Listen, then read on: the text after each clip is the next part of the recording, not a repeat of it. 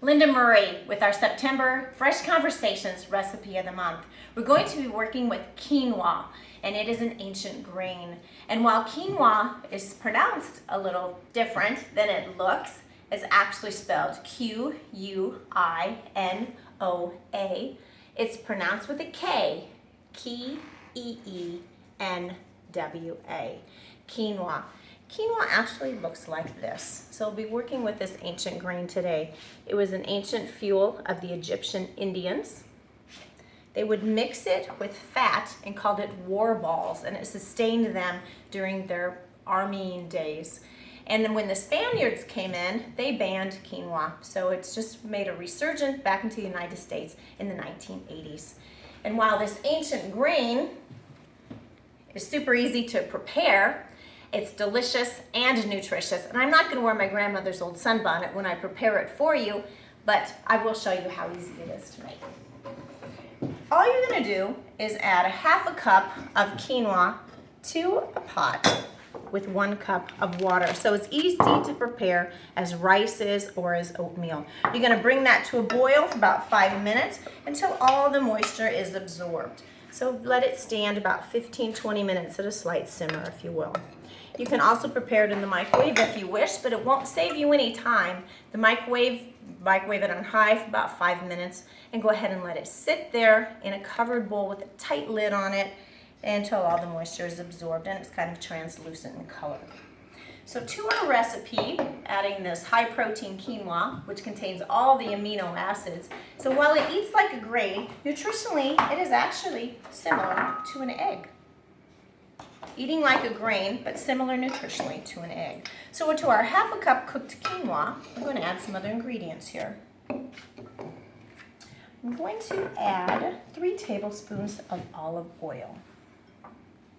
So I've selected the extra virgin olive oil.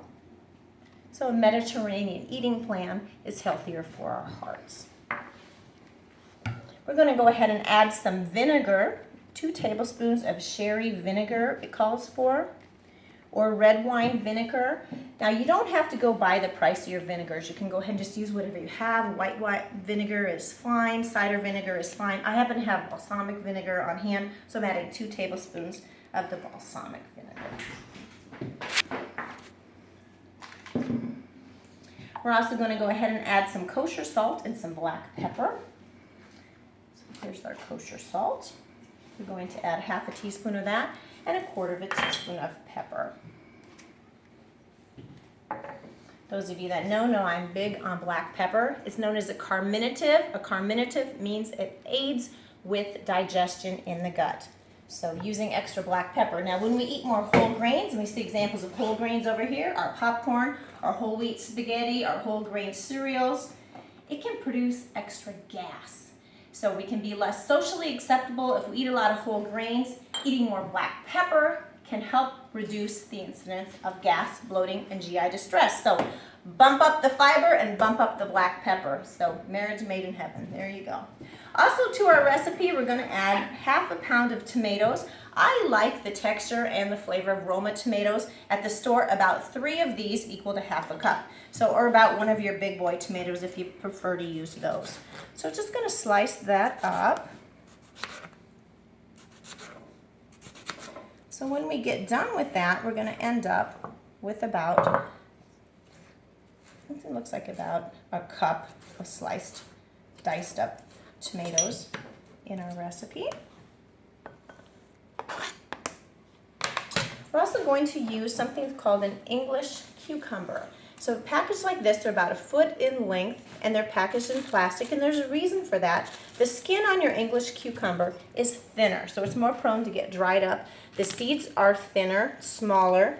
The nice thing about this is it's going to save you prep time. So you don't have to peel it, you don't have to de-seed it, you just have to slice it up. So how simple is that? So slicing up half of an English cucumber. Some people will say the English cucumber isn't quite as flavorful, but hey, if I can sacrifice prep time, I'm going to take it every time. So adding that half a cup of the English cucumber to our vinaigrette mix, our half a pound of diced tomatoes. Then we're going to go ahead and add about 4 cups of baby arugula. Now your supermarket may not have this, it may be in a salad mix, but I'll tell you, this stuff has kind of a peppery, mustardy flavor, slightly mustardy. It is going to be stronger than regular lettuce greens. You can go ahead and substitute spinach if your supermarket does not have arugula. This has about, the package said about 4 cups in it, 3 cups. So we'll go ahead and add that. Now if you wanted to, you could take your French knife across this and dice it up to make it smaller in size. I'm just going to go ahead and add all of that. And before I added that, I should have whisked everything together. So, you know how it goes when you do stuff in front of the camera. And so we're going to mix that all up really, really good. I think I probably would go ahead and dice up my arugula just to make it a little bit smaller, a little bit more fork friendly, a little bit easier for the seniors to eat. Stirring that all together. I can smell the wonderful vinegar in there, the balsamic vinegar. I'm going to go ahead and stir our quinoa in there. Now quinoa can be eaten like a cereal grain if you wish. It's just as easy to eat it, to prepare as oatmeal. And then just before service, you want to go ahead and sprinkle salt and pepper on the top of this.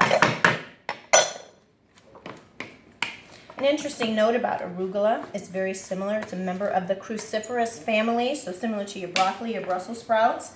It's very high in nitrates, which can help lower the blood pressure. Plus, if you're an athlete or an athletic wannabe and you eat more arugula, you don't need as much oxygen during an athletic event, so it can help you get to the finish line of that 5K a little bit faster than your competition, perhaps. So we'll go ahead and add a little bit. Salt right to the surface. Remember, if it's right to the surface, it can touch the tip of our tongue. A little bit of black pepper there. Go ahead and try our tomato, cucumber, and quinoa salad. Yeah, I would slice it up a little bit more.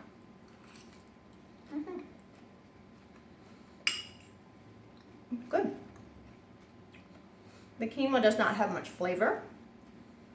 I like it. I think you're going to enjoy this one. Happy cooking!